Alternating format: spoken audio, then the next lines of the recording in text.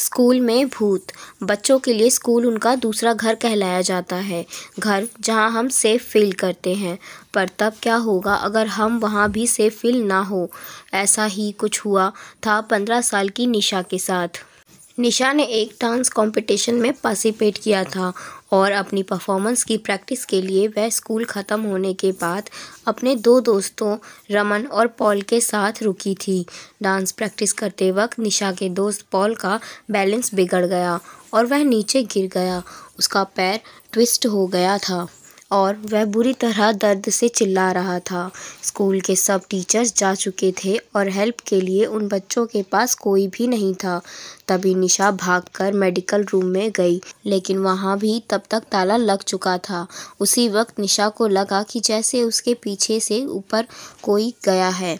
वो मुड़ी तो उसे एक परछाई ऊपर जाती दिखी। निशा को लगा शायद स्कूल स्टाफ में से कोई तो अभी भी स्कूल में है और इसीलिए निशा उसे रोकने के लिए उसके पीछे भागी। निशा स्कूल के 3rd फ्लोर पर आ चुकी थी। उस फ्लोर पर स्कूल के स्टाफ के अलावा किसी का भी जाना मना था। निशा पहले तो वहां सीढ़ियों के पास ही खड़ी होकर आवाज़ लगाने लगी। उसे कोई जवाब नहीं मिला, इसलिए वो थोड़ी आगे गई। उसने देखा कि उस फ्लोर पर सिर्फ एक ही रूम था और उस पर भी ताला लगा हुआ था। निशा को कुछ समझ नहीं आ रहा था तो वह परछाई को अपने मन की वहम मानकर वापस जाने लगी, लेकिन तभी उसे एक अजीब सी आवाज़ आई। जब निशा ने पलटकर उस कमरे की तरफ देखा तो उस पर जो ताला लगा था वह टूटकर नीचे गिरा हुआ था। निशा एकदम से चौंक गई। वह उस रूम के अंदर गई और उसने देखा एक आदमी खिड़की की तरफ मुंह करके खड़ा है। निशा ने उससे पूछा क्या वह उसके साथ चलकर पॉल की मदद करेगा, लेकिन वह आदमी में निशा को कोई रिएक्शन नहीं दिया। निशा को सब कुछ बहुत अजीब लग रहा था। उसने फिर से उस आदमी को पुकारा, लेकिन तब भी अचानक उस कमरे का दरवाज़ा अपने आप बंद होने लगा। निशा ये देख घबरा उठी। वह दरवाजे की तरफ गई और उसे खोलने की कोशिश करने लगी, लेकिन वह दरवाज़ा नहीं खुला। तभी निशा को उस आदमी की हंसने की आवाज़ आने लगी। वह बहुत डरावने तरीके से हंस रहा था और धीरे धीरे उसकी हंसी तेज़ होती जा रही थी। निशा ने पलट के देखने की हिम्मत ही नहीं हो रही थी और वह डर के मारे ज़ोरों से दरवाजे पर पीटने लगी। तभी निशा को अपनी गर्दन पर हल्की सी हवा का एहसास हुआ। उसने पलटकर देखा तो उसका दिल दहल उठा।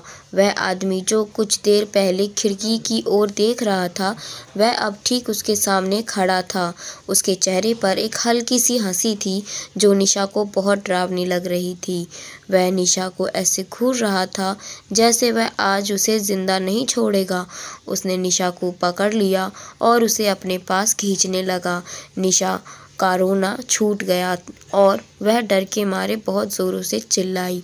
उस आदमी ने निशा के मुंह पर हाथ रखा और निशा के साथ बदसलूकी करने लगा। उधर निशा को ढूंढते हुए रमन स्कूल के गार्ड को लेकर 3rd फ्लोर पर पहुंचा, जहां उसने निशा की चीख सुनाई दी। वे जल्दी उस कमरे में गए और उन्होंने देखा निशा ज़मीन पर बैठी रो रही है और उसके आसपास कोई नहीं है। उसकी शर्ट ऊपर से थोड़ी फटी हुई थी और उसके चेहरे पर चोट के निशान थे। उसने सबको अपने साथ हुआ सारा किस्सा बताया। निशा के साथ हुए इस हादसे को सुनकर स्कूल गार्ड का चेहरा बिल्कुल पीला पड़ गया था। गार्ड ने निशा और उसके दोस्तों को बताया कि कुछ साल पहले स्कूल में एक सफाई कर्मचारी काम करता था।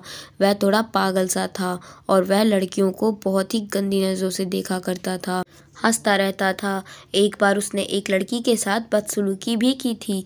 उस लड़की ने जब उसकी शिकायत की तो स्कूल की प्रिंसिपल ने उसे हमेशा के लिए उसे स्कूल से निकाल दिया।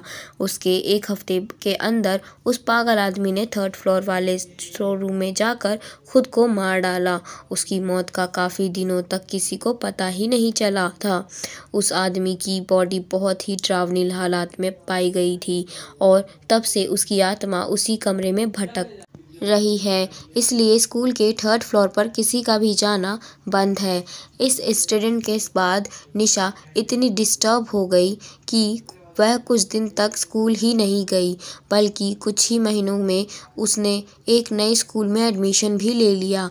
लेकिन वह कभी भी उस आदमी की भयानक हंसी भूल नहीं पाएगी। तो दोस्तों, आज की कहानी में बस इतना ही। उम्मीद है आपको कहानी पसंद आई होगी। मिलते हैं अगली वीडियो में अगली नई कहानी के साथ।